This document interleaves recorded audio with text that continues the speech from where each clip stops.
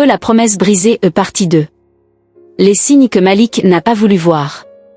La nuit où Malik a vu Fatou et Youssou se tenir la main sous la pluie, son cœur s'est brisé, mais il n'a pas encore compris toute la vérité. Il est resté immobile, incapable d'avancer, incapable de reculer. Juste figé. La photo déchirée tremblait dans ses mains. Mais ce qu'il a vu, ce n'était que le début. Le retour à la maison. Malik est rentré chez lui sans dire un mot.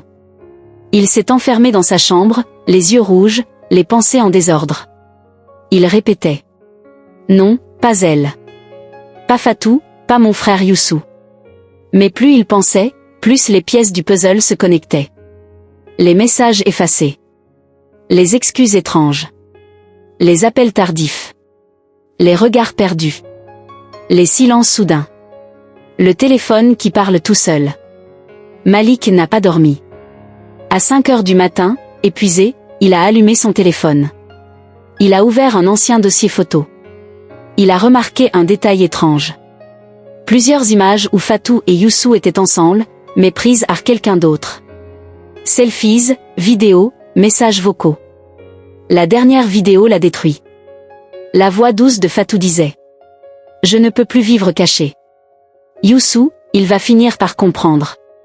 Et derrière, on entendait clairement la voix de Youssou répondre. Laisse-moi gérer. Il ne doit rien savoir. Pas maintenant. Malik a senti son souffle se couper. Les confessions de la voisine. Le même matin, une voisine âgée qui connaissait Malik depuis son enfance est venue frapper à la porte. Elle a dit doucement. Mon fils, il faut que je te parle. J'ai vu des choses, mais je n'osais pas. Elle a raconté tout. Les visites secrètes. Les sorties en pleine nuit. Des disputes silencieuses entre Fatou et Youssou. Une fois, elle les avait vus s'enracer derrière le bâtiment. Malik s'est effondré dans ses mains. La voisine a posé sa main sur son épaule. Pardonne-moi, mais tu devais le savoir. Le face-à-face. À midi, Malik s'est rendu chez Youssou. Il a frappé. Fort. Très fort. Youssou a ouvert la porte, surpris et inquiet. Malik, mon frère, qu'est-ce qu'il y a? Arrête ça, a crié Malik. Arrête de jouer avec moi. Youssou recule, déstabilisé. Malik sort les photos, les messages, la vidéo. Depuis combien de temps? Depuis combien de temps vous me trahissez? Malik, laisse-moi t'expliquer. Mais Malik ne veut plus d'explications. Il tremble, ses yeux brillent de rage et de douleur. Je t'ai tout donné. Youssou. Tu étais comme un frère. Et toi Fatou, tu étais mon avenir. Fatou arrive à ce moment-là, en larmes. Malik, ce n'est pas ce que tu crois. Alors dis-moi ce que je dois croire. Elle baisse la tête. Youssou ferme les yeux. Le silence crie la vérité. Est la vérité, c'est eux qu'il cache. Fatou finit par parler.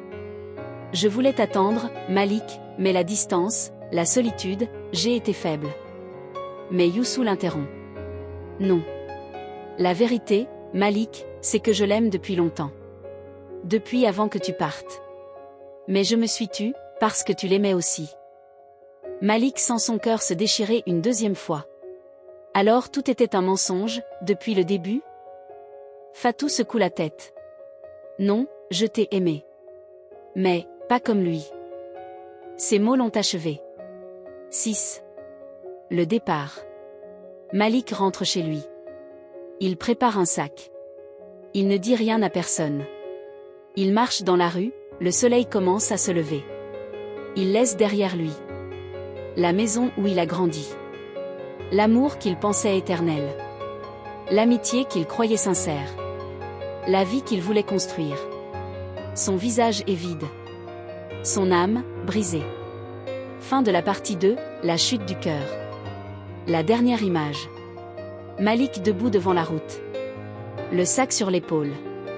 Regard vers l'horizon. Les yeux remplis d'une douleur. Parfois, ce ne sont pas les ennemis qui te détruisent. Mais ceux que tu as laissés entrer dans ton cœur. De fin, appel à l'abonnement, version premium. Cette histoire ne fait que commencer.